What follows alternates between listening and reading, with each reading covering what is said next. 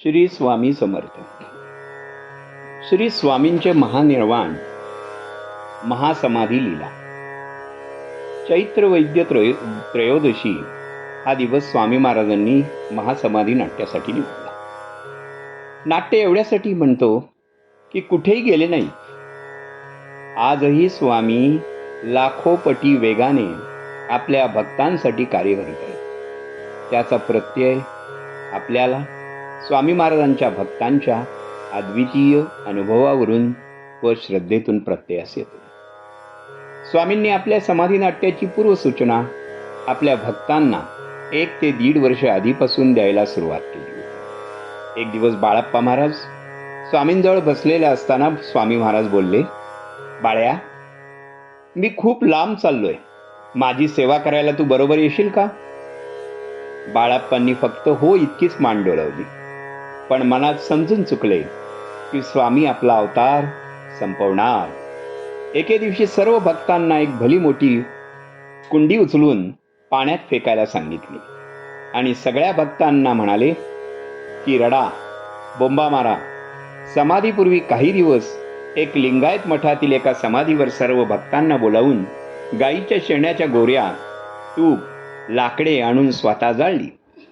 हे ऐकून तिथले भक्त मठात आले. स्वामींनी सर्वांना शांत बसण्याची आज्ञा केली आणि दुसऱ्या दिवशी भक्तांना सांगून त्यावरची रक्षा काढायला सांगितली.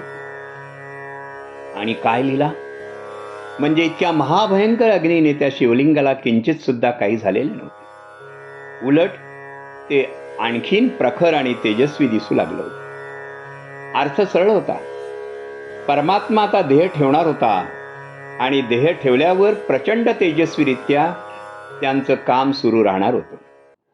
त्या पिंडीला जळल्यानंतर आलेला तेजाचा हा अर्थ होता. अखेर तो ठरलेला दिवस उजाडलाच. स्वामींना थोडा ताप आला होता. स्वामींना फक्त अशक्त आणि काहीच नाही, तोच आवाज, तीच तेजस्वी आणि भेदक नजर. समोर उभ्या हजारो भक्तांच्या गर्दीतून कोणीतरी स्वामींना प्रश्न केला, स्वामी, आपण केव्हा बरे होणार? याच आवाजात स्वामींनी उत्तर दिलं, आता आम्हास दगडात जाणे आहे. हे शब्द ऐकून भक्तांच्या काळजात चर्र झालं. काहींचे हातपाय गळाले. तरीही गर्दीतून कोणीतरी धाडस करून स्वामींना काही वेगळ्या उत्तराच्या अपेक्षेने पुन्हा प्रश्न केला, स्वामी, आपण केव्हा उठाल? याच आवाजात स्वामींनी उत्तर दिलं, डोंगर बोलतील तेव्हा उठेन, पंढरी जळेल तेव्हा उठेन. याचा अर्थ सरळ होता की परत जेव्हा जेव्हा संकटे येतील, परत जेव्हा मानवता धर्म संकटात येईल, तेव्हा तेव्हा मी परत अवतार घेईन. आता मात्र भक्तांना कळून चुकलं की काहीतरी अघटित घडणार. कोणी नवस करायला मंदिरात धावले, कोणी डॉक्टर बोलवा म्हणले, कोणी काय तर कोणी काय.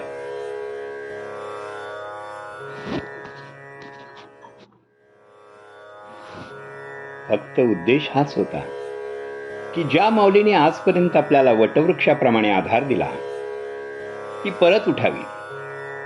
ते फक्त एका प्रेमापोटी करत होते. पण त्यावेळी काही चालणार नव्हतं, कारण ती इच्छा स्वतः परमात्म्याची होती. कोणी डॉक्टर घेऊन आले, महाराजांची नाडी तपासू लागले. परत स्वामी बोलले, जा, आपल्या बापाची नाडी बघ, जा.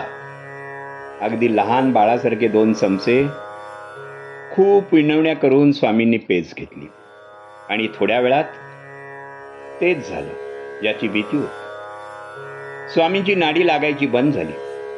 बघता बघता ही बातमी समोर हजारो भक्तांमध्ये पसरली आणि पायाखालची जमीन सरकली. स्वामी भक्तांच्या आयुष्यामध्ये तीच दुर्दैवी समाधीची वेळ आली. इतका महाभयंकर शोक करू लागले.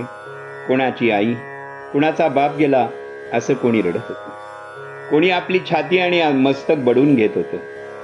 तिथे एकच हलकल्लोळ माजला. इतका प्रचंड शोक, कदाचित तो महाप्रचंड शोक होता.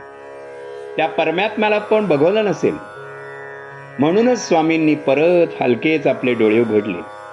सर्वांना हाताने शांत राहण्याची खूण केली. एकाच क्षणात सर्वजण शांत झाले आणि डोळ्यात कानात प्राण आणून स्वामी काय सांगतायत ते ऐकू लागले. स्वामींनी सर्वाकडे बघून हलकेच स्मित केलं आणि गीतेतला तो श्लोक त्याच मोठ्या आवाजात 3 वेळा म्हणले. श्रीकृष्ण अवताराच्या वेळी त्यांनी सांगितलेले वचन पुन्हा उच्चारलं गेलं. अन्यन्याश्चिंतयन्तो माम ये जनः पर्युपासिते तेषां नित्यभियुक्तानां योगक्षेमं वहाम्यहम्. ज्याने आपल्या सर्व इच्छा माझ्याच इच्छेत समर्पित केल्या आहेत, जो सदा सर्वदा केवळ माझेच ध्यान करतो, ज्याला माझ्याशिवाय इतर काहीच नको असते, जो अनन्य भावाने आणि निरपेक्ष वृत्तीने माझ्यावर प्रेम करतो, अशा भक्तांची ऐहिक आणि पारमार्थिक सर्व काळजी अनंत काळापर्यंत मी घेईन. स्वामींनी हा श्लोक म्हणला, आशीर्वादपर हात उंचावले आणि देह विसर्जित केला. हा श्लोक उच्चारला आणि हलकेच डोळे मिटले. स्वामी समाधीस्थ झाले. स्वामींनी देहातील अवतार कार्य संपवलं आणि त्याच क्षणापासून लाखो सूक्ष्म देहातून पूर्वीपेक्षा प्रचंड वेगाने स्वामींनी आपलं कार्य सुरू केलं. आजही स्वामी भक्तांना दिसतात. आजही भक्तांच्या आकेला स्वामी धावून येतात. आपल्या आवाजात तो आर्तपणा हवा स्वामींना बोलवण्यासाठी. फक्त महासमाधी नाट्य घडवून आणलं, त्यानंतर त्यांनी बऱ्याच भक्तांना दर्शन दिलं आणि आजही देत आहेत.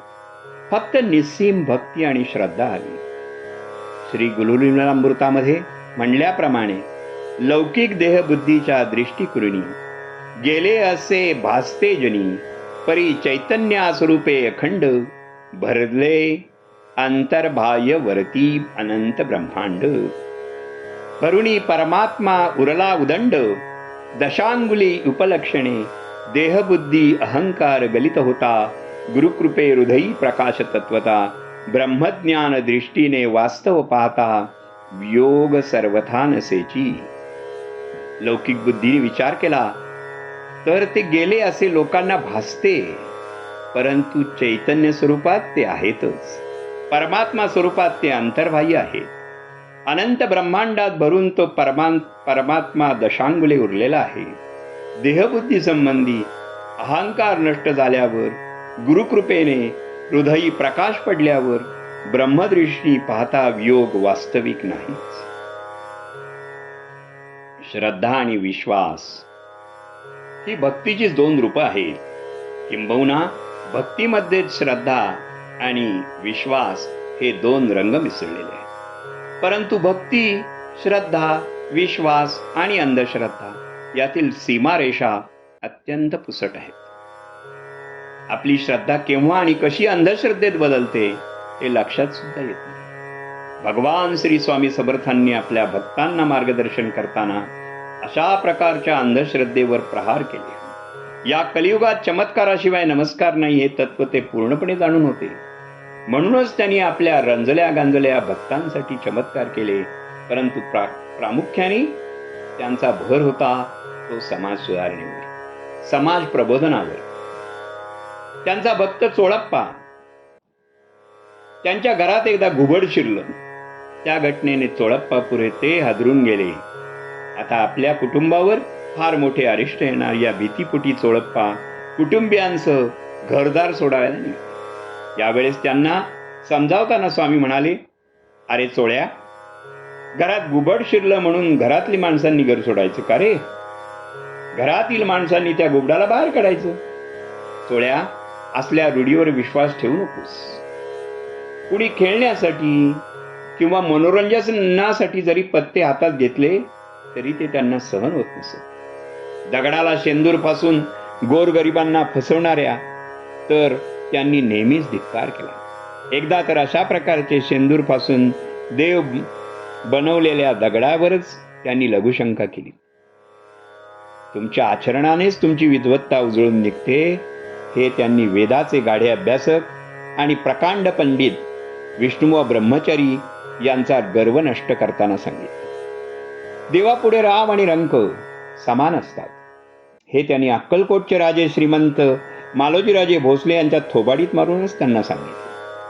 स्वामी म्हणजे चैतन्याचा झरा होता, कृपेची सावली होती, आईची माया होती, कल्पतरूची छाया होती. स्वामींनी आपल्या भक्तांना कधीही निराश केले नाही. भिऊ नकोस, मी तुझ्या पाठीशी आहे, असे ते नेहमी सांगत. प्रत्यक्ष परब्रह्म पाठीराखा असल्यावर धीर कुणाचा खचणार होता? स्वामींचे भक्त कायम निर्भयच होते, आणि निर्भयता तेथेच असते जेथे श्रद्धा, विश्वास वास करीत असतो.